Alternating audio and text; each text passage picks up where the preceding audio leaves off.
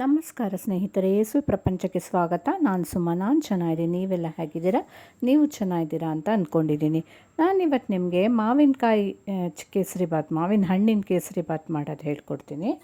ನೋಡಿ, ಅದಕ್ಕೆ ಮೊದಲು ಈ ರೀತಿ ಬಾಣಲೆ ಇಟ್ಕೊಂಡ್ಬಿಟ್ಟು ತುಪ್ಪ ಹಾಕಿ 1-2 ಸ್ಪೂನು, ಅದರಲ್ಲಿ ದ್ರಾಕ್ಷಿ ಗೋಡಂಬಿ ಎಲ್ಲ ಹುರಿದ್ಬಿಟ್ಟು ಎತ್ತಿಟ್ಕೊಂಡ್ಬಿಡಿ. ಅದು ಕೊನೆಗೆ ಲಾಸ್ಟ್ ಮೇಲಿಂದ ಸೇರಿಸೋದಲ್ವ, ಅದನ್ನು ಎತ್ತಿಟ್ಕೊಂಡ್ಬಿಟ್ಟು ಮತ್ತೊಂದೆರಡು ಸ್ಪೂನು ತುಪ್ಪ ಹಾಕಿಬಿಟ್ಟು ಬಾಣಲೆಗೆ ಅದಕ್ಕೆ ಮೀಡಿಯಮ್ ಸೈಜ್ ರವೆನೇ ಇರಲಿ, ಚಿರೋಟಿ ರವೆ ನಾನು ತೊಗೊಂಡಿಲ್ಲ, ಇಲ್ಲಿ ಮೀಡಿಯಮ್ ಸೈಜ್ ರವೆನೇ ತೊಗೊಂಡಿದ್ದೀನಿ. ಅದನ್ನು ಚೆನ್ನಾಗಿ ಬಾಡಿಸ್ಬೇಕು, ಕಪ್ಪ ಮಾಡಬಾರ್ದು, ಜಸ್ಟ್ ಒಳ್ಳೆ ಗಮ್ ಅಂತ ಪರಿಮಳ ಬರಬೇಕು ರವೆ, ಅಷ್ಟು ಹುರಿದುಬಿಟ್ಟು ಎತ್ತಿಟ್ಕೊಂಡ್ಬಿಡಿ ಅದನ್ನು.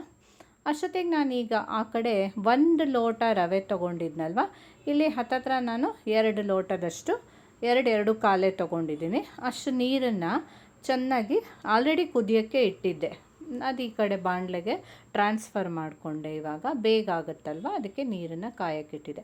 ಈ ಕಡೆ ಅಷ್ಟೊತ್ತಿಗೆ ಮಾವಿನ ಹಣ್ಣು ಈ ಥರ ಅದನ್ನು ರುಬ್ಬಿ ಪೇಸ್ಟ್ ಮಾಡಿ ಇಟ್ಕೊಂಡಿರಬೇಕು. ಹಣ್ಣನ್ನು ಎಷ್ಟು ನೋಡ್ಕೊಳ್ಳಿ, 1 ಲೋಟದಷ್ಟು ನಾನು ತಗೊಂಡೆ. ಅಲ್ಲಿ 2 ಲೋಟ ನೀರು ಹಾಕ್ಕೊಂಡಿದ್ನಲ್ಲ, ಅದಕ್ಕೆ ಇಲ್ಲಿ 1 ಲೋಟದಷ್ಟು ಮ್ಯಾಂಗೋದು ಸಾಕಾಗುತ್ತೆ.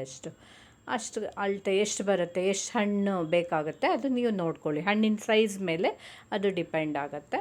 ಸೊ ಅದನ್ನೆಲ್ಲ ಈ ರೀತಿ ನೀರು ಮಾಡಿಕೊಂಡು ಅದನ್ನ ಈ ಕುದೀತಾ ಇರೋ ನೀರಿಗೆ ಹಾಕಿಬಿಟ್ಟು ಚೆನ್ನಾಗಿ ಕುದಿ ಬರಿಸ್ಬೇಕು. ಈ ಥರ ಕುದ್ದ ಮೇಲೆ ನಾವು ರವೆನ ಹುರಿದಿಟ್ಕೊಂಡಿರ್ತೀವಲ್ವ, ಆ ಹುರಿದಿಟ್ಕೊಂಡಿರೋ ರವೆನ ಇವಾಗ ನೋಡಿ ಇದಕ್ಕೆ ಹಾಕ್ಕೊಂಡ್ಬಿಡಬೇಕು.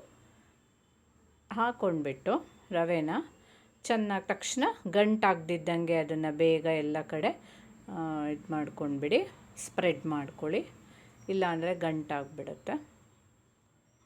ಈ ರೀತಿ ಎಲ್ಲ ಸ್ಪ್ರೆಡ್ ಮಾಡ್ಕೊಂಡ್ಬಿಟ್ಟು ಇದು ತುಂಬ ಒಂಥರ ಟೇಸ್ಟ್ ತುಂಬ ಚೆನ್ನಾಗಿ ಕೊಡುತ್ತೆ.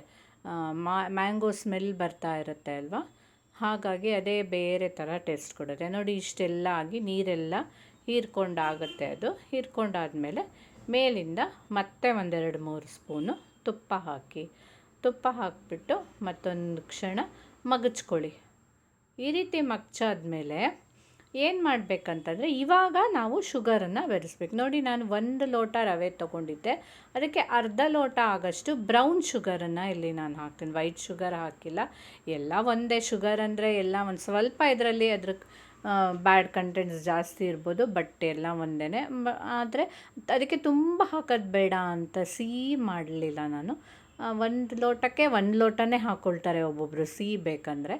ನಾನು ಅರ್ಧನೇ ಲೋಟ, ಅದು ಮ್ಯಾಂಗೋ ಬೇರೆ ಹಾಕಿರ್ತೀವಲ್ವ, ಆಲ್ರೆಡಿ ಮ್ಯಾಂಗೋ ಸ್ವಲ್ಪ ಸ್ವೀಟೇನೇ ಇತ್ತು, ಹಾಗಾಗಿ ನಾನೇನು ಮಾಡಿದೆ, ಅರ್ಧ ಲೋಟ ಇಲ್ಲಿ ತೊಗೊಂಡೆ. ಅದು ನಿಮ್ಮ ಸ್ವೀಟ್ ಟೇಸ್ಟ್ಗೆ ಹೇಗೆ ಬೇಕೋ ನೋಡ್ಕೊಂಡು ಹಾಕ್ಕೊಳ್ಳಿ. ಒಟ್ಟಿನಲ್ಲಿ ಯೂಶ್ವಲಿ ಅಳತೆ 1ಕ್ಕೆ 1 ಅನ್ನೋ ಥರನೇ ಇರುತ್ತೆ. ನಾನು ಅರ್ಧನೇ ತೊಗೊಂಡಿದ್ದೀನಿ, ಸ್ವಲ್ಪನೇ ಸಿಹಿ ಕರೆಕ್ಟಾಗಿ ಆಗಿತ್ತು ಅವಾಗ. ಸಕ್ಕರೆ ಹಾಕ್ತಿದ್ದಂಗೆ ಮತ್ತೊಂದು ಸರಿ ಎಲ್ಲ ಹೀಗೆ ನೀರಾಗುತ್ತೆ, ಸಕ್ಕರೆ ಕರಗಿಬಿಟ್ಟು ರವೆ ಜೊತೆ ಬೆರಿಬೇಕಲ್ಲ, ಅದು ಮತ್ತೊಮ್ಮೆ ಅದೆಲ್ಲ ನೀರಾಗಿಬಿಟ್ಟು ಚೆನ್ನಾಗಿ ಗಂಟು ಏನಿದ್ರು ಎಲ್ಲ ಹೊರಟೋಗ್ಬಿಟ್ಟು ಸರಿ ಆಗುತ್ತೆ. ಇಷ್ಟೇ. ಈಗ ಆಗ್ತಿದ್ದಂಗೆ ಇನ್ನೇನು ಆಗ್ತಾ ಬಂತು. ನೀವು ಸಹ ಇದನ್ನು ಖಂಡಿತ ಮಾಡಿ ನೋಡಿ. ಮ್ಯಾಂಗೋ ಸೀಸನ್ ಇನ್ನೇನು ಮುಗ್ದೋಗ್ಬಿಡತ್ತೆ, ಅಷ್ಟರೊಳಗೆ ಮಾಡಿ ನೋಡಿ, ತುಂಬ ಇಷ್ಟ ಆಗುತ್ತೆ ನಿಮಗೂ ಸಹ. ಹಾಗೆ ಮರೀದೆ ನನ್ನ ಚಾನಲನ್ನು ಲೈಕ್ ಮಾಡಿ, ಶೇರ್ ಮಾಡಿ, ಕಮೆಂಟ್ ಮಾಡಿ, ಸಬ್ಸ್ಕ್ರೈಬ್ ಮಾಡಿ. ನೋಡಿ, ಮೇಲಿಂದ ಆಮೇಲೆ ಈ ರೀತಿ ನಾವು ಹುರಿದಿಟ್ಕೊಂಡಿರೋ ಡ್ರೈ ಫ್ರೂಟ್ಸನ್ನ ಹಾಕಿಬಿಟ್ರೆ ಒಳ್ಳೆ ಘಮ ಘಮ ಅನ್ನೋ ಟೇಸ್ಟಿಯಾಗಿರೋ ಮ್ಯಾಂಗೋ ಕೇಸರಿಬಾತ್ ರೆಡಿ ಆಯಿತು. ನೀವು ಸಹ ಮಾಡಿ ಹೇಗಿದೆ ಅಂತ ನನಗೆ ಹೇಳಿ. ವಾಚ್ ಮಾಡಿದ್ದಕ್ಕೆ ತುಂಬ ಥ್ಯಾಂಕ್ಸ್. ಇನ್ನೊಂದು ಸರಿ ಹೇಳ್ತೀನಿ, ಮರೀದೆ ಸಬ್ಸ್ಕ್ರೈಬ್ ಮಾಡಿ.